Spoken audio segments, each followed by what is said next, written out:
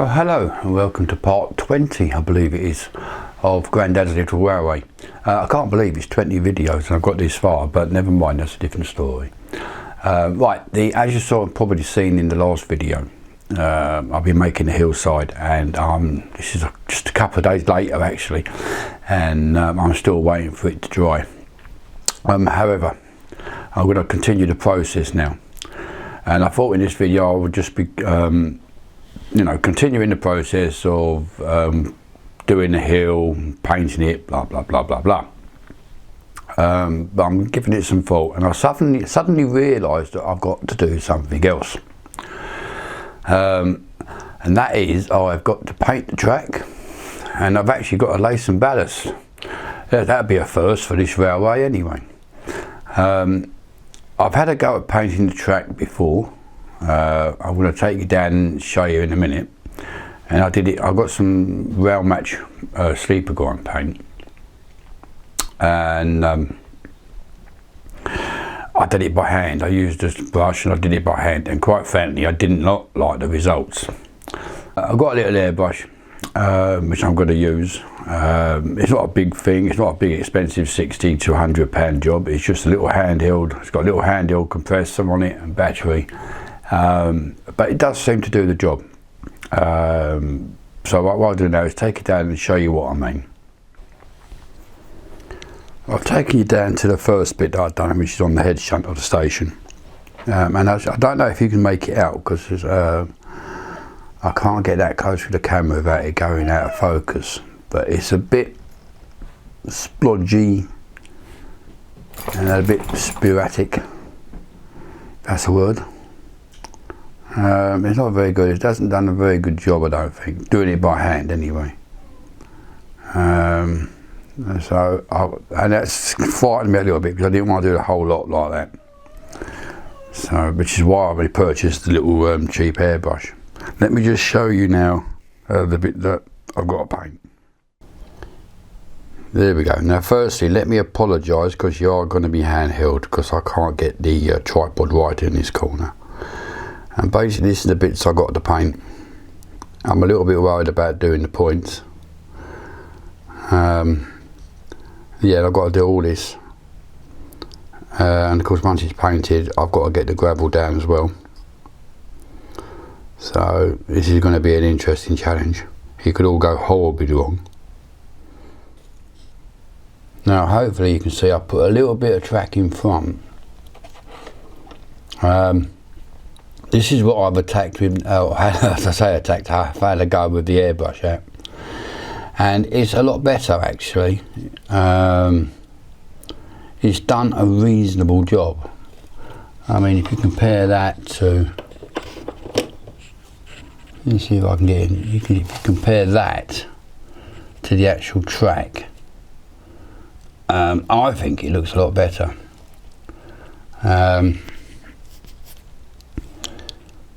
I'm going to have to think of a way though of protecting the ends of the track, where the fish plates go, and on the points where the switch, where the points switch, where they can make contact with the other rail, and that's going to have to be protected.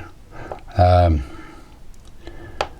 than that, it should be plain sailing. I'm also a bit worried about the ballasting with all the glue around the points, and I don't quite know what you people do. I'm going to have a look at some YouTube videos and try and find out. But I can see me ballasting it and actually not putting any glue down on that part of the point, but we'll see. Now the question is, do I paint the track and then ballast it, or do I ballast it and then paint it? I think I'm going to go with the first option, but the ballast that goes down will have to be weathered somehow. I don't quite know how I'm going to do that, but yeah. Right, let's make a start. I'm not going to show you me actually trying to spray it, but I thought I would show you the little spray gun that I got. It only cost me about 35 quid, so it wasn't too bad. And alright, it's not the best, it's nowhere near the best, but I think for general coverage it'll be fine. Close-up work probably not, but general coverage I think that's going to be fine. The only thing I've found though is that, of course, I've stuck this track down, so I can only really paint one side. Painting the other side I'm not going to be able to do really. I'm not even going to be able to get close enough to get it in there. So that's a lesson learned. You know, if you're going to paint the track, paint it before you stick it down, and you can do both sides. So this is only going to have the one side done. Obviously the side you can see. Right, let's see if I muck it up. Okay, as you can see, what I've done, I've covered up the end of the rails excuse me, with a little bit of masking tape, and I'll move you over to where the point is, where the switch blades are. I'll put a little bit of masking tape on there as well. Yeah, so here goes. Okay, a few minutes later. Well, I've done it, as you can probably tell by the overspray. Yeah, I didn't quite get the aiming right, but I've gone right the way along, and as you can see, I think it's going to make a difference. I have wiped the top of the rails while it was still wet, so they're shiny. What I'm going to do is just move it back.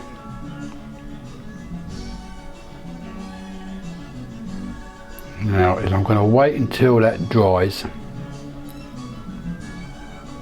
Give it half hour or so. Wait till that dries. And then I'll get you off the tripod and we'll have a closer look. And that's if the camera focuses, of course.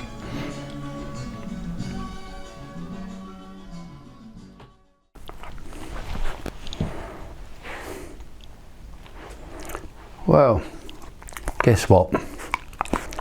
It all went horribly wrong. I don't believe it.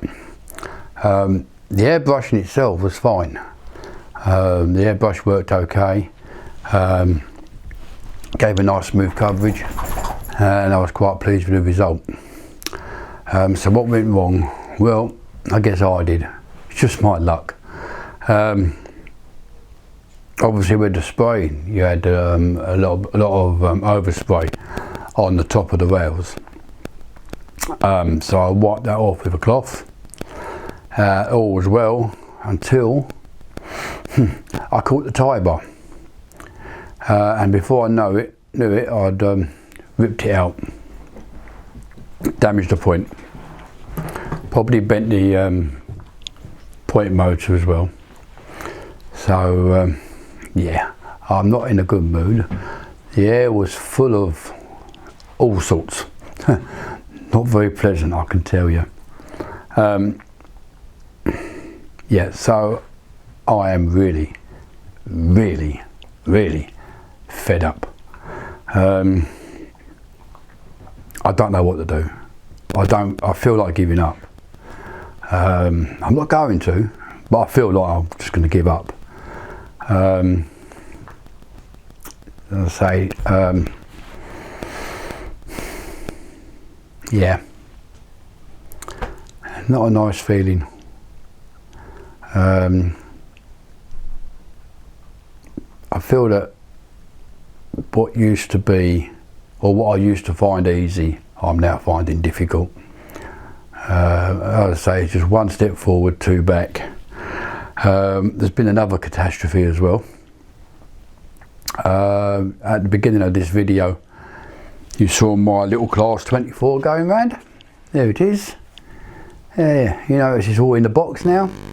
Guess what? It stopped. Giving up the ghost. Yeah, I think it's picked up something, be it a bit of fall from the foam board, or maybe a fish plate been sucked up into it.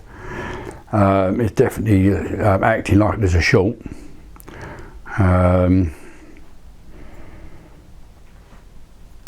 I've had a look online of how to service these things, and apparently the bogies just pull off. Not this one. I'm putting so much pressure on the bogies to try and get them off. You know, when you're really pulling them off, and they're not budging. I know I'm going to break it. So there's another bill that's going to have to be sent off to somebody. But yeah, I'm on a bit of a downer. I really am. I'm on a bit of a downer. I've been giving it some more thought. I'm trying to work out what I actually want from this, and what I'd really like, as I said before in one of the other videos, is just to watch the trains go round, just to get it to a point where the trains are going round. So yeah, the layout's going to change.